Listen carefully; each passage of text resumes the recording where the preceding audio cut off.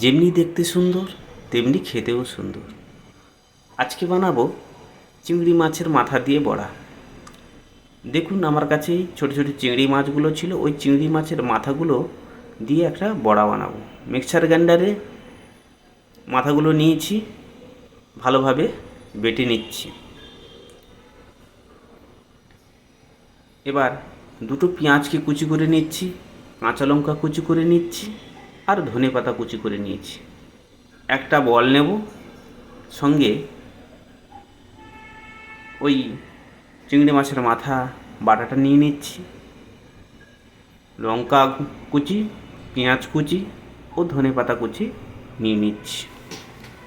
এবার মেশাবো অল্প লবণ স্বাদ মতো, আর তারপর মেশাবো হলুদ গুঁড়ো, লঙ্কা গুঁড়ো আর অল্প পরিমাণ মতো বেসন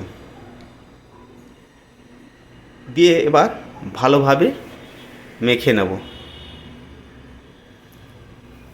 এবার একটি প্যান নেব, গ্যাস জ্বালিয়ে তেল দেব। তেলটা গরম হয়ে গেলে আমরা বড়ার আকারে ওই মিশ্রণটা দিতে থাকব। আমাদের বড়াগুলো বানিয়ে নিচ্ছি। এক পিঠ ভালোভাবে লাল করে ভেজে অপর পিঠ উল্টে নেব, উল্টে পাল্টে নেব।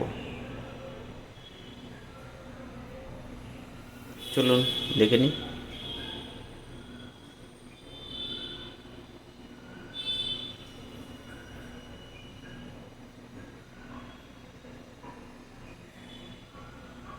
আমাদের এক পিঠ ভাজা হয়ে গেছে, অপর পিঠও ভাজা হয়ে গেছে। এবার আমরা তুলে নিচ্ছি।